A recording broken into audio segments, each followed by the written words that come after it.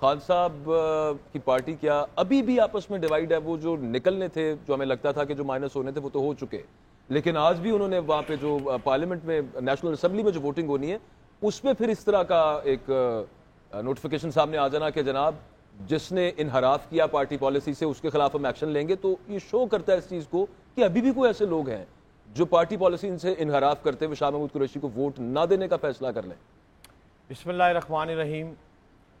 देखिए अकबर, आज के दिन बहुत इंतज़ार किया मियाँ मोहम्मद शहबाज शरीफ ने, सारी ज़िंदगी आज ही के दिन का तो उसको इंतज़ार था, और एक ही तो ज़िंदगी की ख्वाहिश थी कि वज़ीर आज़म पाकिस्तान 71 साल जो मियाँ मोहम्मद शहबाज शरीफ है, किसी को अच्छा लगे या बुरा लगे, आज मियाँ मोहम्मद शहबाज शरीफ ने वज़ीर आज़म पाकिस्तान मुंतखब हो जाना है। एक तो बात ये है। दूसरी बात ये है, जैसे आज भी आयशा फरमा रही थी कि वो मैं ना मानूं की बात है कि कभी हमारी मानी जाए कभी उनकी मानी जाए, तो दुरुस्त फरमा रही हैं। ये जो शुरू से मैं कह रहा हूं कि ये जो जिद्दी बच्चा है ना कि मैं इसके साथ बैठना पसंद नहीं करता, मैं उसके साथ हाथ मिलाना पसंद नहीं करता, तो ऐसे हुकूमतें नहीं चलती।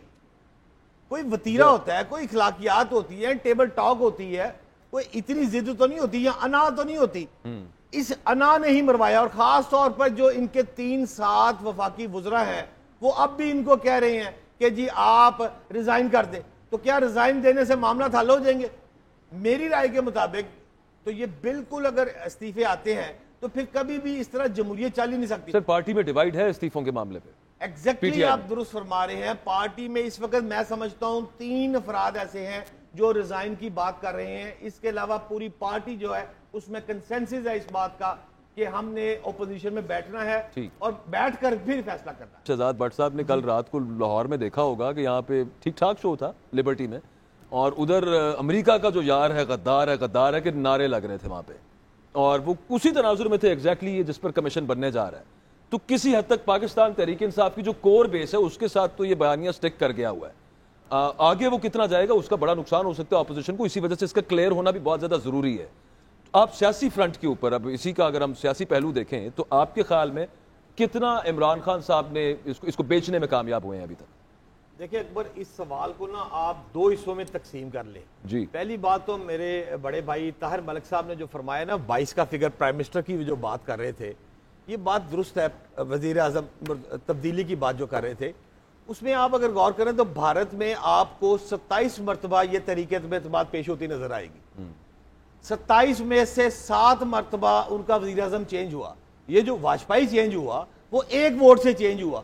तो उसने तो नहीं कहा कि एक मेरा है या एक तेरा है। वो स्पीकर ने ये तो नहीं कहा ये मुनर्रफ रकीन है, इधर से इधर नहीं जाएंगे। ये इसी मुल्क में मिसालें खान साहब देते हैं भारत की। भट्ट साहब कतई कलामी की माजरत, तो जब वाजपेयी साहब गए तो उस वक्त कारगिल का मामला चल रहा था, मुल्क जंग की हालत में थे उधर, वहां पे भी। अच्छा चले उसके अलावा भी वो ये सवाल नहीं उठे कि बाहर क्या और अंदर क्या हो रहा है, लेकिन आपने अपने आइन को अपहेल्ड किया। लेकिन at the very same time ये भी नहीं हुआ था कि वाजपेयी साहब के खिलाफ तहरीक अदम एतमाद आने से पहले कांग्रेस जो है वो कह रही हो कि यहाँ पे तो एस्टेब्लिशमेंट की मर्जी के बगैर आज तक कामयाबी नहीं हुई, और एक नहीं तमाम ऊपर से लेकर नीचे तक लीडरशिप ऑन रिकॉर्ड टीवी के ऊपर बैठकर ये कहती रही हो एस्टेब्लिशमेंट होगी साथ तो फिर कामयाब होगी, और फिर उसके बाद वो कामयाब हो जाए तो क्या समझा जाए उनके बयान को ले। आप दोनों साहिबान का इंतहाई मशकूर हूं कि आपने मेरे को सेकंड किया था। यही मैं अपने अवाम को बताना चाह रहा हूं कि ये जो मसला है, आयशा कह रही है, अकबर कह रहा है, बात यह है एग्जाम्पल कोड करते हैं आप भारत की, और जो अच्छा लगे वो तो आप हप कर लेते हैं। तो इस तरह मुनासिब नहीं है। या तो आप असूल की बात करें, ये तो इसको कहते हैं हम अनइवन या लाओबाली तबीयत का आदमी नहीं होता। जैसे कि अकबर का पता ही कोई नहीं है कि उसने किसी वक्त कौन सा यू टर्न मार जाना है और किस जगह स्ट्रेट चले जाना है। तो एक तो ये सूरत हाल इस पिक्चर की, ये देख ले। दूसरी बात जो आपकी बात थी कि रात लाहौर पे सड़कों पे थी या नहीं थी, देखिए अगर उनका टॉप ट्रेंड में जाए तो 1.9 तक लोग इस हुकूमत को मानने से इनकार कर रहे हैं। वो उधर एक ट्रेंड चल रहा है, एक सोशल मीडिया पे एक चल रहा है, एक लोग अवाम सड़कों पर आ रहे हैं। लाहौर में अवाम थी, इसको मानना पड़ेगा। देखिए जो सच है वो सच है ओवरऑल मुल्क भर में, मतलब लोग चले लाहौर की बात करें, इससे आगे आप कराची में भी जाए। ये जो खान साहब ने नया बयानिया देने की कोशिश की है, बल्कि नया इल्जाम लगाने की जो कोशिश की, और बड़ा सीरियस इल्जाम है, बहुत बड़ा इल्जाम है। ताहिर मलिक साहब बिल्कुल ठीक कह रहे हैं, इतने सारे गद्दार यार, अकबर साहब जो वो लोग उसको स्टिक फोकस करें। देखें जो पाकिस्तान की ट्रेजेडी यहाँ पे इल्जाम रखा है हमेशा। मैं 22 साल बहुत छोटी उम्र से सुनता है वसीम अकरम जवारिया करी, मुझे आज तक पता नहीं चला 22 साल खेल के वो चला गया है कि नहीं है। यार ये काम अच्छा, अब खत्म मलिक साहब, करना पड़ेगा, आप आपको ये साबित करना पड़ेगा कि एक गद्दार है, एक ने आइन मलिक तोड़ा, साहब, इसके अलावा आप आगे नहीं जा मलिक साहब, मैं आपसे एक बात जानना चाहता हूँ। सपोज के कमीशन बन जाए, सपोज के कमीशन ये फैसला कर देता है कि ये वाकई गद्दार हैं, फिर तो इन्हें सजा होगी। लेकिन अगर कमीशन ने ये फैसला कर दिया कि ये गद्दार नहीं है, इन पे झूठा इल्जाम लगाया गया, तो ये बताएं being a student of law कि फिर झूठा इल्जाम लगाने वाले पे क्या सर? वो तो एक सेकंड में 62 तो आप पे फौरन लग गया हाँ ना। जी। पीटीआई तो सारी MNA फारूक हो गया। मेरा यही क्वेश्चन है कि जब तक हम as a state, as a रियासत ये टेक्नोलॉजी से चलाएंगे, तुम भी ठीक, चलो खत्म करो, आगे चलते हैं। ये मैंने अपने 70 साल में यही देखा है। मतलब मुझे अभी तक पता नहीं चला कि भुट्टो की फांसी लीगल थी कि नहीं थी। मुझे नहीं पता लगा नवाशी को सऊदी अरब किसने भेजा, मुझे आज तक नहीं पता चला वापस कौन ले आया।